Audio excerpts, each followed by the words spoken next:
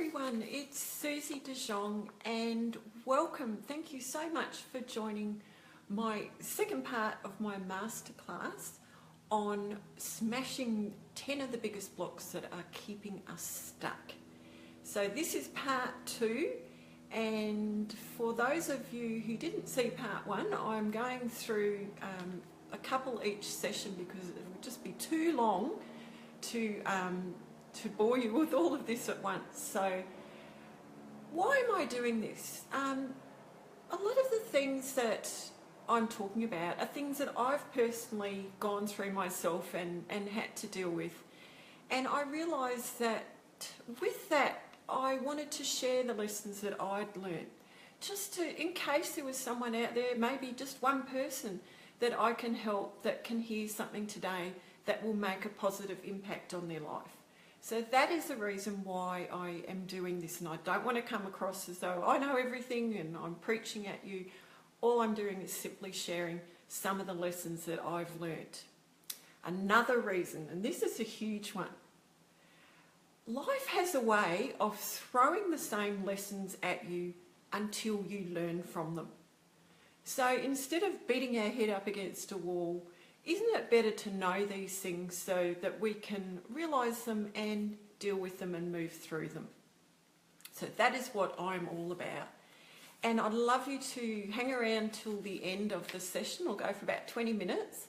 And I have a very special offer, an invitation that I would like to make to one lucky person. So let's get started. What are the 3 ones that we're going to do today? We're going to cover today. The first one is living in the past or living in the future. And what about now? Second, I'm going to discuss the blame game.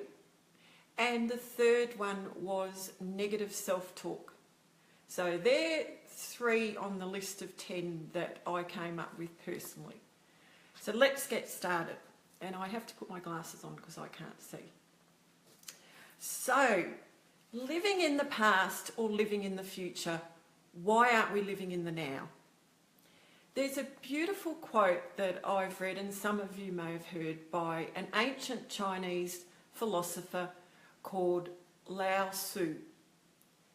And it just seems so relevant that I wanted to share it with you today. Lao Tzu said, if you are depressed, you are living in the past. If you are anxious, you are living in the future. And if you are at peace, you are living in the present. And that is just so true. It is so, so true. So first of all, let's look at some of the reasons that you might fall into this pattern of living in the past. What causes you to be stuck in the past and how it can impact you negatively? So first point, maybe you live in the past because it's comfortable there. It's safe. It's what you know. And there are no surprises. But when you are living like that, are you really living your life, or are you simply existing? Because there's a big difference there. And when you live your life in your comfort zone like that, I feel, what are you missing out on, number one? But also another way to describe that way of living is being complacent, living in a life of complacency. And, that's really something I don't think anyone would want to do, would choose consciously to do. Another reason that you might live in the past more than the present is because there are things going on in your life at the moment that are just too hard to deal with. Maybe you don't know how to deal with them, or maybe they're causing you pain.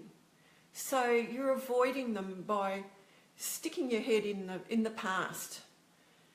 But the thing is that I think we all know that unless you really deal with these issues, whatever they are, they're not going to go away. Sometimes they get bigger and they fester and they're harder to deal with. So wouldn't it be better just to face them now head on and deal with them, instead of finding yourself 10 years down the track maybe stuck in the same place? And none of us want that. Maybe maybe one of the reasons that you are living in the past is because you've been hurt in a personal relationship and you've been unable to forgive or let go. But one thing I know for sure, having gone through this myself, is that person that may have hurt you in the past, they've moved on. They're living their life. They're not worrying about you or thinking about you and your situation. But you're replaying that over and over, rehashing that past hurt or past relationship. And in doing this, you've been very self-destructive and all you are doing is hurting yourself. So it's really important to be aware of that and try and move on. It's time to move on and let it go. Another reason you might be living in the past is you have unresolved issues with, family or parents or your caregivers. But like the point I just made about relationships, it's not solving anything. You're just replaying these past scenarios over and over again, and that keeps you stuck. Another reason, maybe you live your life in the past because you feel unfulfilled in the present and you'd rather remember happier times. But guys, the main issue with living in the past or the future is that you're robbing yourself of the happiness that is here in the present. When you're constantly focusing on what could have been or what may have been, you're not seeing what's on your doorstep right now. There's a saying that living in the past allows old doors to remain open and new doors to stay shut. And life is too short to waste on things that have happened or may not happen. And, enjoying the now is the most important thing. If someone's hurt you in the past, maybe it's time to address that. Seek out that person, speak to them. Or if you can't, or you simply don't want to, that's fine. Write down what you're experiencing. Get it out of you.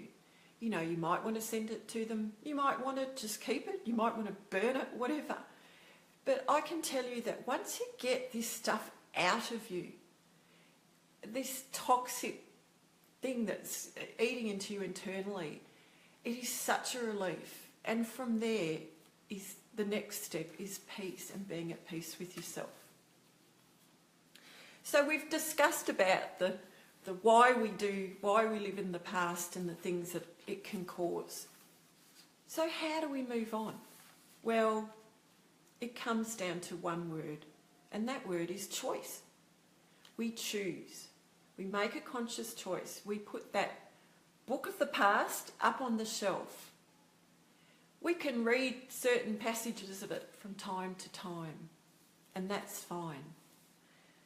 But we don't have to keep reliving it. And it's just so freeing. So maybe, where do you hang out? You might hang out in the future. But the thing is, when you live in the future, and I've done this, I'm a prime candidate, or was, for doing this, you're worrying about things that haven't happened or may not ever happen. And when you do that, it can cause a lot of internal turmoil, emotional turmoil and anxiety. Because in doing that, you're trying to control situations or control people, control situations that you may not have any control over. And we know, of course, that you can't control how other people think and the actions that they take. So that, as I said, that was one of my biggest negative patterns. And I personally can remember a certain time where I would lay awake at night and just keep replaying the what if scenario through my head. And I'll be honest, it just caused me so much anxiety and stress and emotional and physical pain.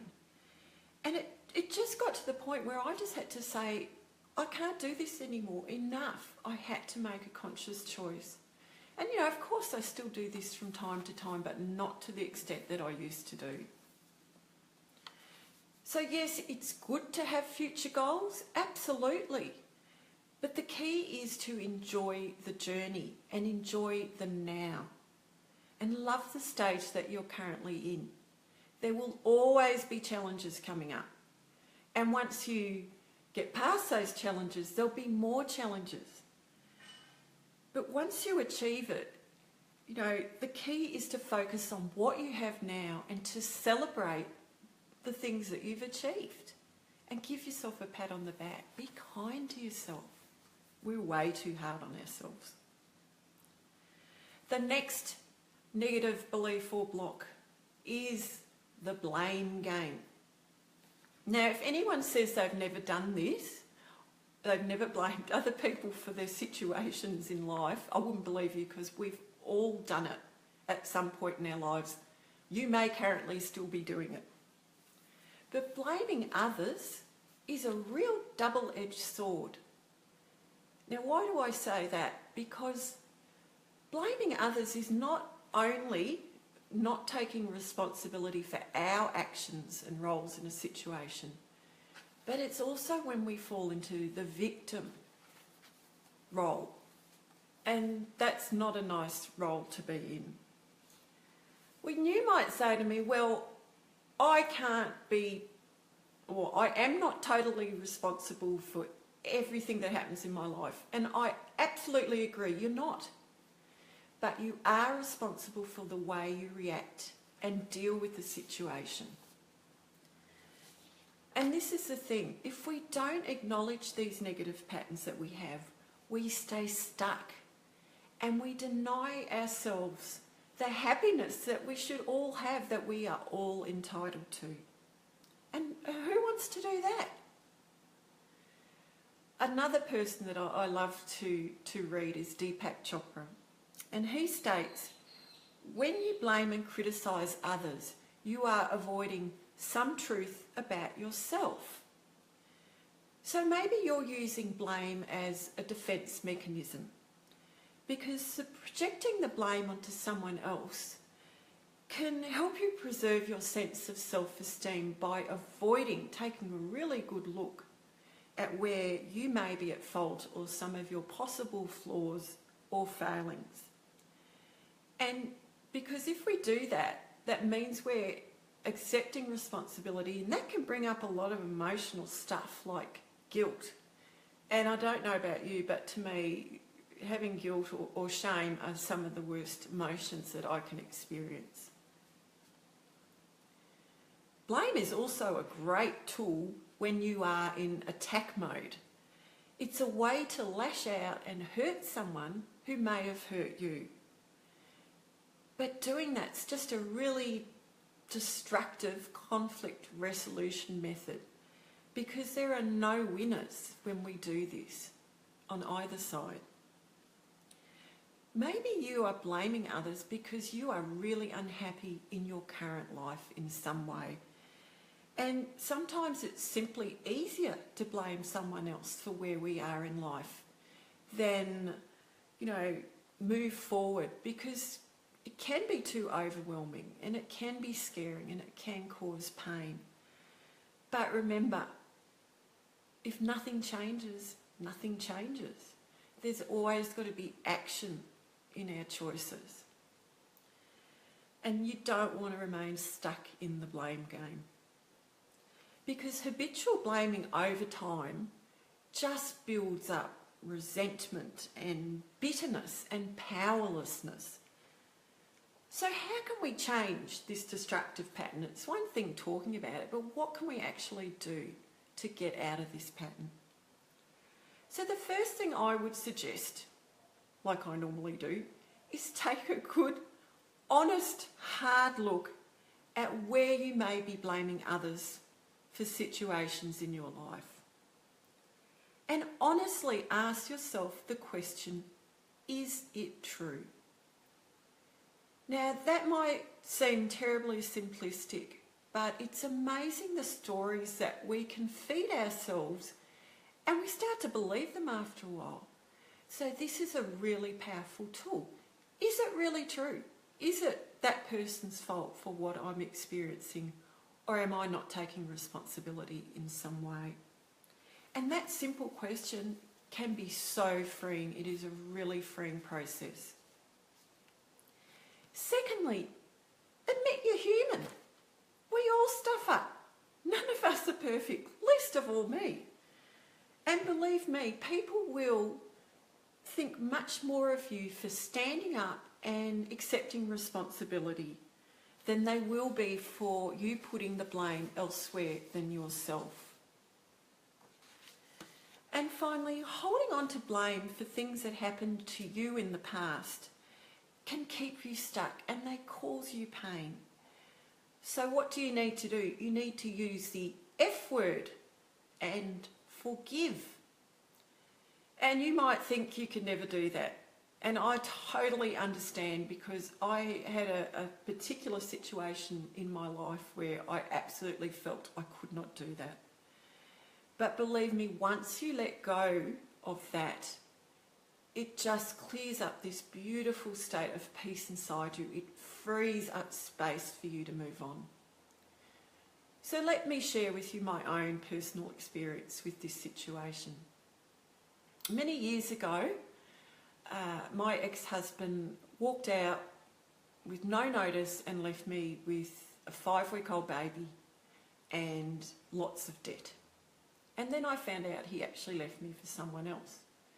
Now, of course, you can understand I was absolutely shattered, and I'm trying to cope with a new baby, and it was just life-changing. And I carried that around for quite some time. But I got to a point where I just had to forgive to move on in my life, because I deserved that.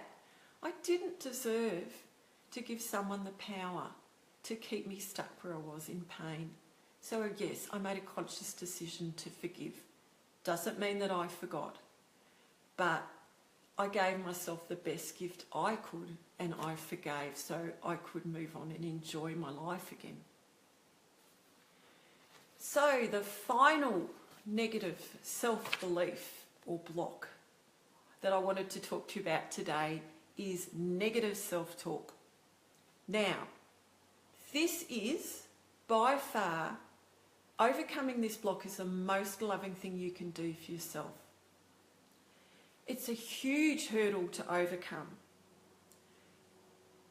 Do you know that one of the biggest causes of depression in the modern world are the harsh, critical, hurtful words that we say to ourselves on a daily basis?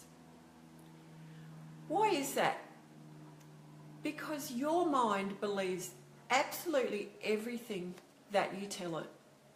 It doesn't care whether it's right or wrong, good or bad, healthy or unhealthy. Your mind takes everything you say literally. Your mind is like a small child. They don't understand sarcasm or self-put-downs, and neither does your mind. So knowing that your mind takes everything you say as literal and the truth, what impact do you think it has saying harsh, negative, hurtful things? What impact does that have on your self-esteem and your self-worth? I know from my own experience that it used to make me feel anxious, depressed, worthless, in pain. The list goes on and on. I mean, you can fill in the blanks for yourself. So I want you to think of this scenario. Imagine you had a partner or a friend living with you who made a point every day of telling you what your faults were and what you were doing wrong. Just want you to close your eyes and imagine that you're living with someone who constantly tells you everything you're doing wrong and all your negative points.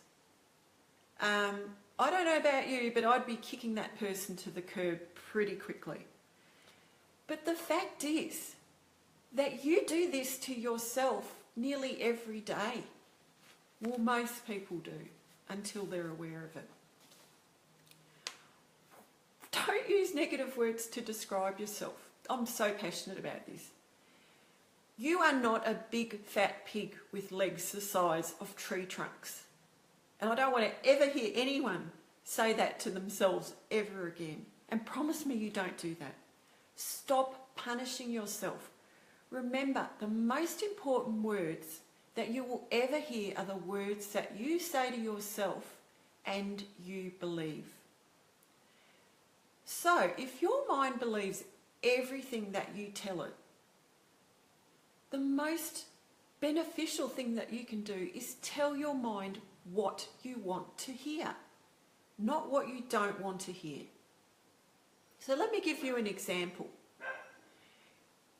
You might look in the mirror and say to yourself, "Oh God, I'm fat, I hate the way I look."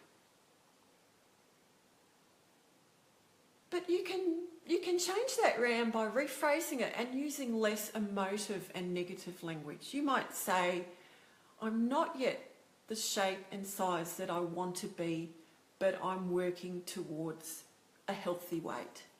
And can you feel the difference when you use that sort of language compared to the previous? Or maybe you're trying to get the hang of something new and you say, "God, I'm hopeless, I'm never going to work this out." You can flip that around and say something like, "I have phenomenal coping skills and I know that I will do it brilliantly." One of the main reasons that babies and toddlers have such great high self-esteem and natural confidence is that they haven't developed that critical voice that we have that says, negative things to ourselves. Because you don't see babies going, "Oh God, I spilt my food down the front of me, I'm an idiot." Or a baby trying to walk going, "I just can't do it, I'm never going to get the hang of this, I'm never going to be able to walk." Because they haven't developed that critical voice that we do, unfortunately, as children, and take it with us into adults. So my message for you guys is to stop criticising yourself, and you will be amazed at how this naturally builds your self-esteem and self-confidence over time. So make a real conscious choice to listen to what you're saying to yourself and stop yourself, and I promise you, you will be amazed at the change that you have and the way you feel about yourself.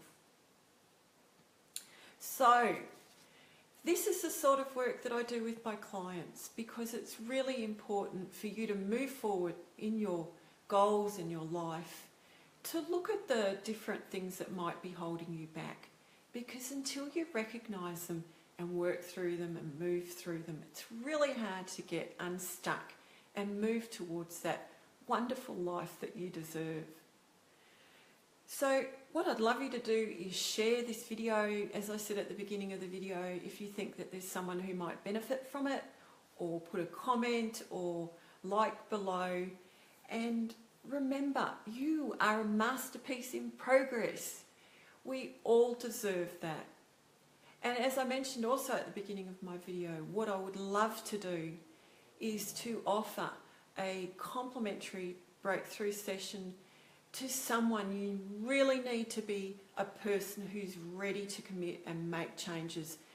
There is no point, believe me, you can waste a lot of time thinking about things and talking about things, but unless you're willing to do the work and take action, nothing's going to change. So if there's someone out there who is ready to make that change, I'd like you to type yes in the comments box below, and I'll be choosing one person to have a one-on-one session with me to help you identify areas that you might be blocked and start creating that wonderful life of joy. So thank you again, everyone, for joining me. I'll have one more of these because I've got 4 more negative beliefs on my top 10 beliefs to bust. So I'll let you know when that's going to be, and wishing you all a beautiful, beautiful day. Thank you.